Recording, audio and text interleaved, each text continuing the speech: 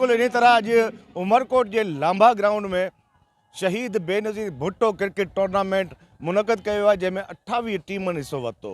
अॼु इन टूर्नामेंट जो फाइनल थी रहियो आहे। असां हिन वक़्तु ग्राउंड में मौजूद आहियूं ऐं कुझु नौजवान खिलाड़ियुनि सां बि ॻाल्हाईंदासीं, ऑर्गेनाइज़र सां बि ॻाल्हाईंदासीं। ये टूर्नामेंट ऑर्गेनाइज करायो है अमरकोट में 28 टीमनि में हिस्सो वरितो है। असीं चाहियूं था अमरकोट जो टैलेंट है जो पाकिस्तान लेवल ते खेॾे, जीअं नुमान मेहर, शाहनवाज़ दाणी जहिड़ा रांदीगर बहितरीन रांदीगर सिंध खां अची पाकिस्तान जी नुमाइंदगी करे रहिया आहिनि। असीं चाहियूं था अमरकोट जा बि रांदीगर पाकिस्तान में नुमाइंदगी कनि।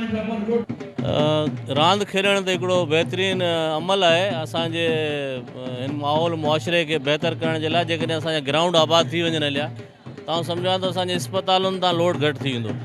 ऐं हिन वक़्तु ज़रूरत आहे यकजहती जी, पाण में प्यार मोहब्बत जी। ऐं रांदूं वाहिद अहिड़ो ज़रियो जंहिंजे असां पाण में यकजहती प्यार मोहब्बत क़ाइमु करे सघूं था। हीउ जेको इलाइक़ो आहे हीउ पसमानदा इलाइक़ो आहे, डेज़र्ट ऐं बैरेज जो मेलाप आहे। ऐं हिते जेको ही क्रिकेट एतिरो हले पियो ऐं कामयाबी सां हले पियो। जेके छोकिरा आहिनि उहे महिनत कनि पिया, ॾींहुं राति जेको आहे इनखे कामयाबु करण में आहिनि।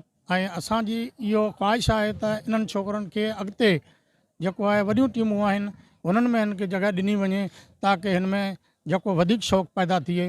हीअ मोहतरमा जी यादि में आहे प्रोग्राम जेको रथियो वियो आहे, तमामु सुठो रथियो वियो आहे। ऐं जेका असीं रांदि ॾिसूं पिया उनमें बि छोकिरनि जी काफ़ी महिनत थियल आहे। ऐं अञा बि इहे छोकिरा महिनत करे अॻिते वधंदा, पर अॻिते हिननि खे चांस मिलणु खपे, वॾियुनि टीमनि में शामिलु कयो वञे। सबसे पहले इस क्रिकेट इवेंट को जो जिसने ऑर्गेनाइज़ किया है उसको मैं मुबारकबाद पेश करना चाहता हूँ। माशाल्लाह बहुत अच्छा एक एक्टिविटी रखी है जिसमें बहुत सारी आवाम, आप देख सकते हैं कितने लोग जो है उसमें से लुत्फ़अंदोज़ हो रहे हैं। तो माशाल्लाह ऐसे इवेंट्स जो हैं वो लाजमी होना चाहिए और इसमें हमारे जो यंग जनरेशन है उनके लिए एक अच्छा लेसन जाता है और ऐसे इवेंट्स की जो है हमें फ्यूचर में भी जो है इनकी नीड है।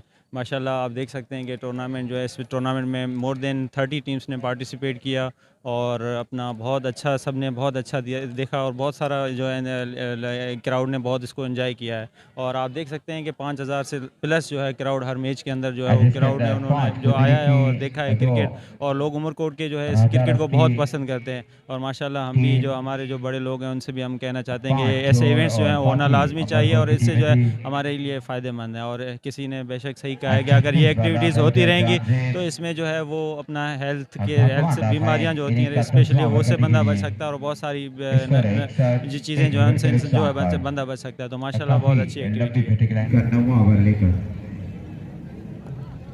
इस मरतबा खेल में थर्ड मैन की तरफ से जाती हुई वहाँ पर फील्डर मौजूद।